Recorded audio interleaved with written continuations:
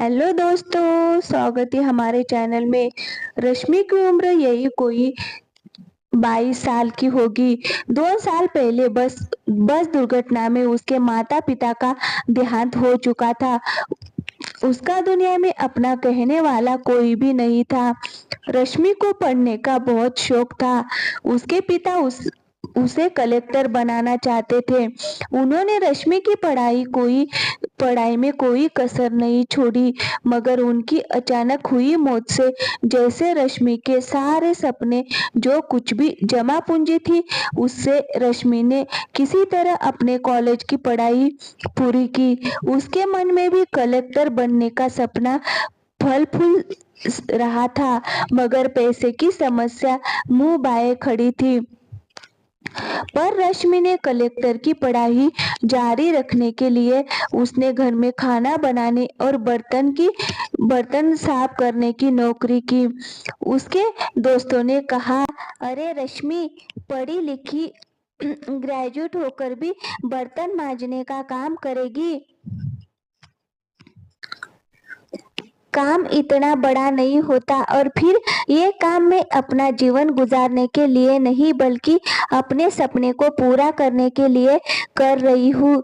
फिर रश्मि ने काम शुरू कर दिया। दिन भर जी तोड़ मेहनत कर और शाम को घर आकर पढ़ाई करती। जहाँ वह काम करने जाती थी, वहां से घर पर आती थी। रात 9 बजे से पहले नहीं पहुंच पाती थी। रात को लालटेन के सामने पढ़ने, और उसे पता ही नहीं चलता। उस पर इतना काम करने की नौबत जो आ गई थी। कमाई इतनी नहीं थी कि वह तैयारी के लिए कोचिंग करना तो दूर की बात है, फिर भी हिम्मत नहीं हारी थी। जिस घर में काम करती थी, उस घर का बेटा अमित यूपीएससी की तैयारी करता था। झाड़ू पोछा करते हुए रश्मि ने अपनी मालकिन से पूछा, मालकिन अमित भैया यूपीएससी की तैयारी कर रहे हैं यहाँ पर, तुझे क्या, तू अपना काम कर।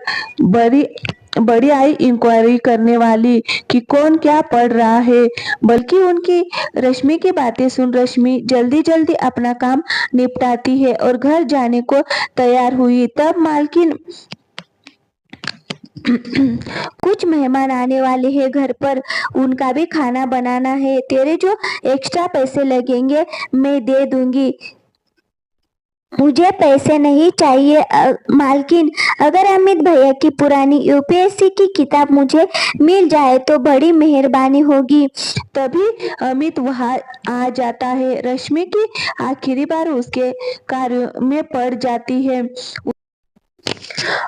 रश्मि को घृणास्पद करके देखता है और उसे कहता है, तुम लोग जैसे कलेक्टर बन जाओगे तो दुनिया का क्या होगा। तुम्हें पता है यूपीएससी क्या होता है।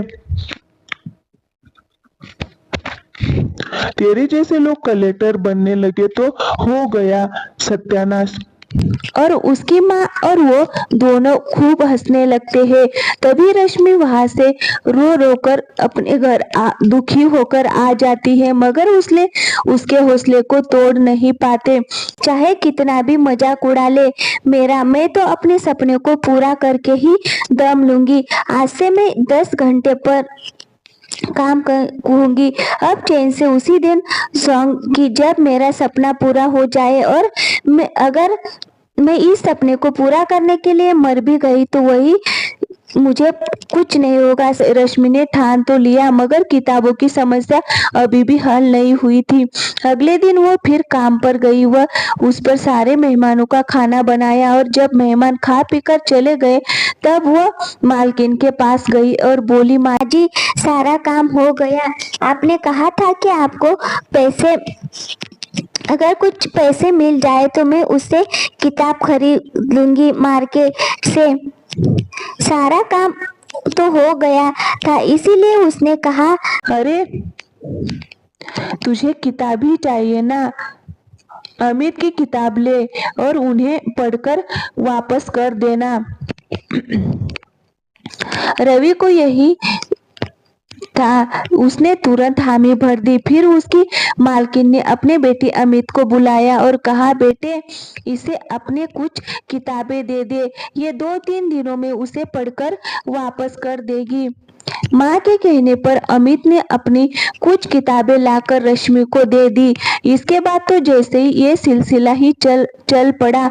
मालकिन रश्मि से मन चाहे काम करवाती और बदले में उसे कुछ किताबें पढ़ने को मिल जाया करती थी। मालकिन को इसमें अपना फायदा नजर आता था। उधर किताबें मिलने से रश्मि में एक नया जोश भर गया। अब दुगने उत्साह से वो अपनी तैयारी करने लगी। अमित की वह किताब जो अलमारी में रखी धूल खा रही थी, उनके भी भाग्य एक बार फिर काम करने लगी। काम करती हुई रश्मि से पूछा कि रश्मि, तेरी पढ़ाई कैसे चल रही है? अब तो तुझे किताबें भी मिल रही है। रश्मि कुछ बोलती इससे पहले ही वहाँ अमित आ गया। बोला, अरे इसकी पढ़ाई कैसे चल रही होगी माँ? सारा दिन तो यहाँ रहती है, पढ़ाई क्या खाक करेगी? अमित, तुझे पता भी है इस परीक्षा में कितने पेपर है? हाँ भैया, मुझे पता है कि इसमें कितने पेपर होते हैं। मेरी तैयारी दोनों पेपर के लिए पूरी है। अच्छा, तो मेरे सवाल का जवाब दो कि खजुराहो के मंदिर का निर्माण किस शासनकाल में हुआ था? अमित की हवा निकल गई। उसे इस सवाल का जवाब नहीं पता था कि ये तो बहुत मामूली सवाल है। आपको इसका जवाब नहीं पता कि अब मैं अमित कुछ नहीं बोला और चुपचाप वहां से चला गया।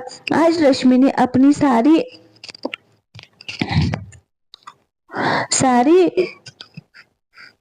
पढ़ाई पूरी लगन से अपनी तैयारी कर उसने पूरी परीक्षा का सिलेबस परीक्षा से 2 महीने पहले खत्म कर निश्चित समय पर परीक्षाएं हुई और उन्होंने आसानी से निकाल लिया। उधर अमित अपनी तमाम कोशिशों के बावजूद इसमें सफल नहीं हो पाए।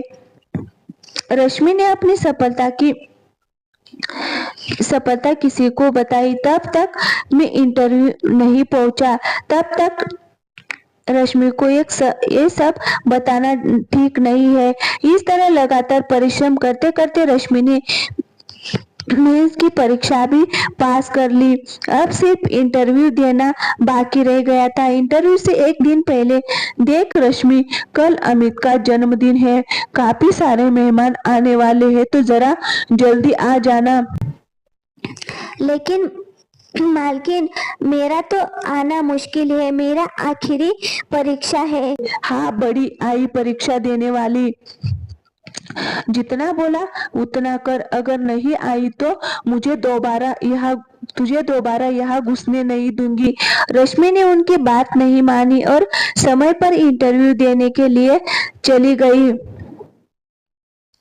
मालकिन ने उसकी जगह दूसरी नौकरानी को रख लिया और उसे खरी खोटी सुना के जिंदगी भर याद रखेगी तो है। मगर रश्मि उस दिन के बाद फिर कभी उस घर में नहीं गई। ईश्वर ने उसके भाग्य में कुछ और ही लिखा था।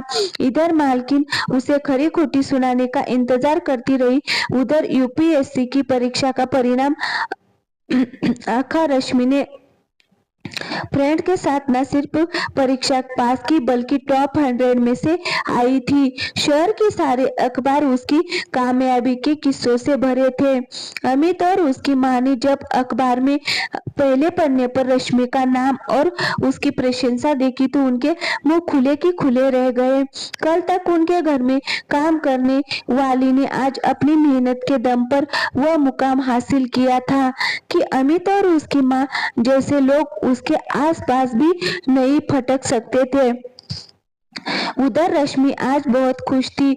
आज उसकी सफलता ने सिर्फ उसका और उसके पिता का सपना पूरा किया था, बल्कि अमृता और उसकी माँ जैसे लोगों के मुंह पर ताले लगा दिया थी, जो कि किसी भी हैसियत देखकर उनके दिमाग का अंदाजा